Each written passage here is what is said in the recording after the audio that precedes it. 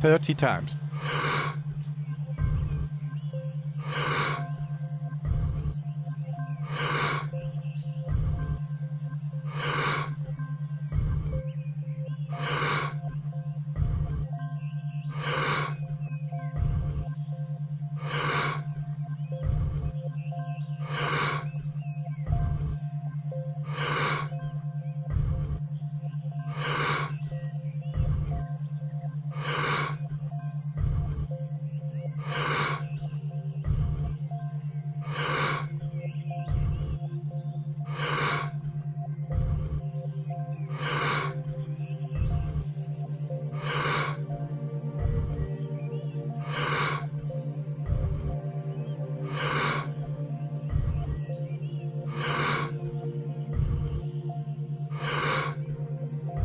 Ten times more.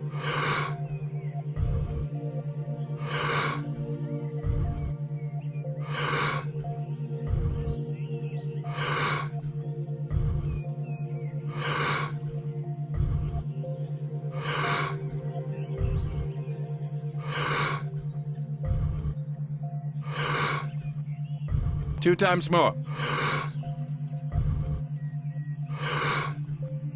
Letting go and stop. Right? You can't do this stuff when you're sort of half asleep. Heightened alertness, and then focusing your attention on the traumatic or negative event. This is the way that it works. And then pairing that with something new. You know, traditionally this was done with things like NLP or in talk therapy, where people would feel the positive relationship with the therapist. That was kind of the main rationale, in association with this very traumatic, sometimes even, you know, shameful type events. And the idea is that you would simultaneously have those two experiences, the negative one and the feeling of safety, and you would rewire those circuitries. I actually believe that can work, but it can take a lot of times. It can take a lot of visits to the therapist, which is not to say it's bad. It's just not everyone has access to those resources. Things like eye movement desensitization reprocessing, simply moving the eyes laterally while recounting these negative events.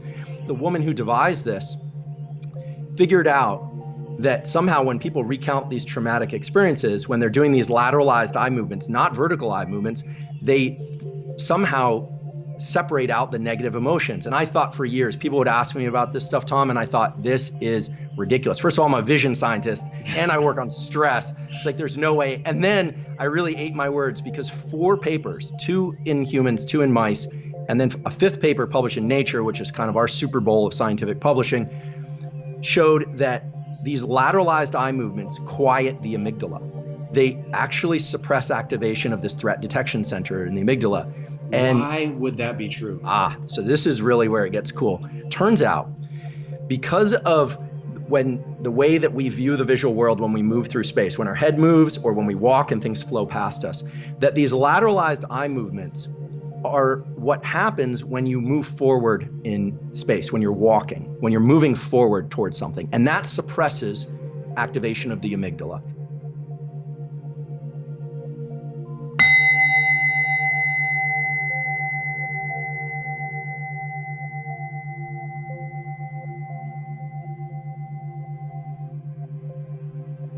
Thirty times.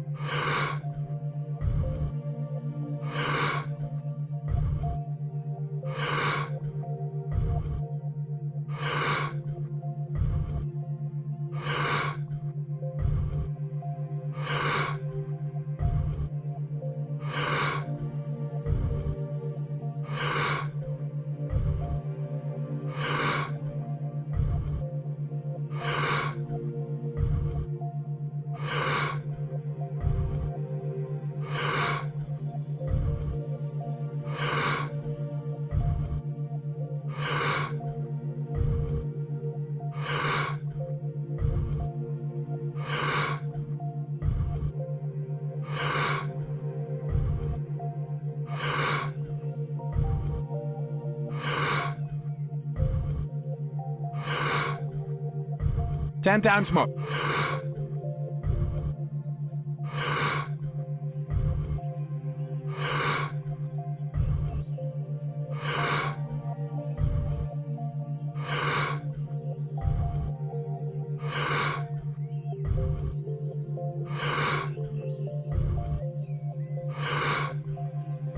Two times more.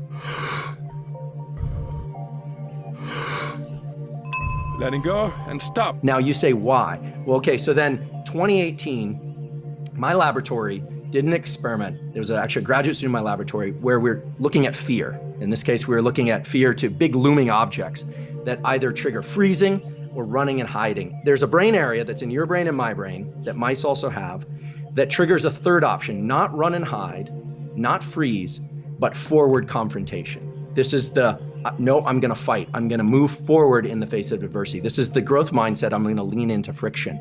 And it turns out that this circuit is linked to the dopamine reward pathway. When we move forward in the face of a threat, and obviously we wanna do this in healthy, adaptive ways, we suppress activity of the amygdala through physical action of moving forward, and there's a signal sent to the areas of the brain that control dopamine reward.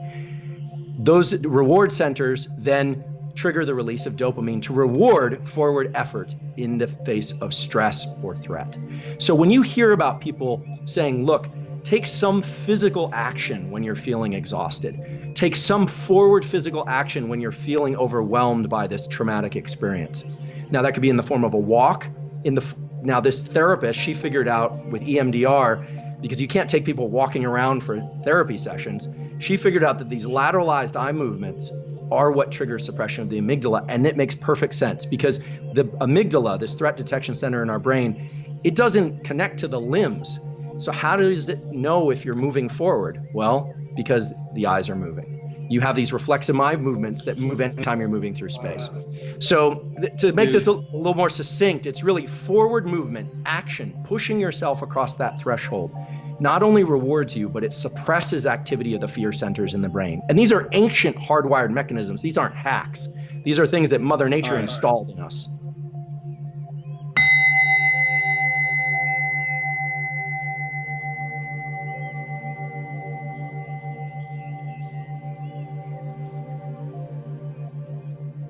"30 times.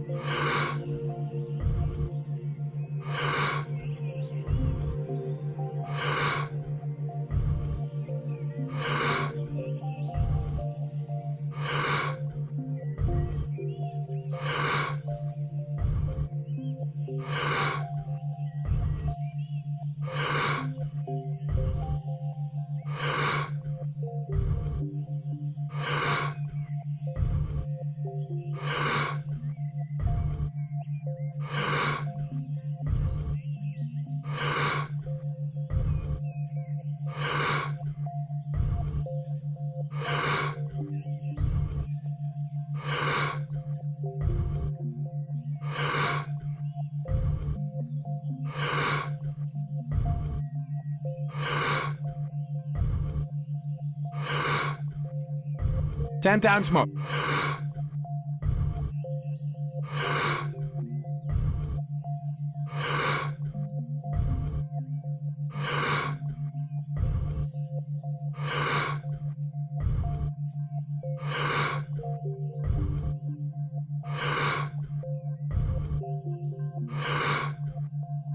Two times more. Letting go and stop. Forward movement, provided it doesn't endanger you or kill you, is absolutely the remedy for fear, stress, and at least in the clinical literature, to these sort of trauma events, you know, that people carry with them for many years. Of course, trauma needs to be dealt with, hopefully with a professional, but we can all apply these mechanisms and these neurochemical reward schedules. So the study that you're referring to is a beautiful one. There's a classic study where researchers, not my lab, put two rats, or you could do this with mice, into a tube. And the tendency is for them to try and push one or the other one out. One always wins and pushes the other one out. We call the one that got pushed out the loser, the one that pushed them out the winner. Here are the interesting things about this.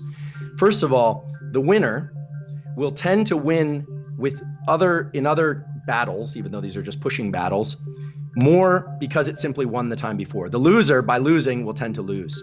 And so people say, oh, well, that explains a lot about society, etc. Well, here's where it gets really interesting. You can even take a mouse or a rat and push it from behind and make it the winner. And then on subsequent trials where you're not pushing it, it will tend to win more often. So the win doesn't even have to come from itself.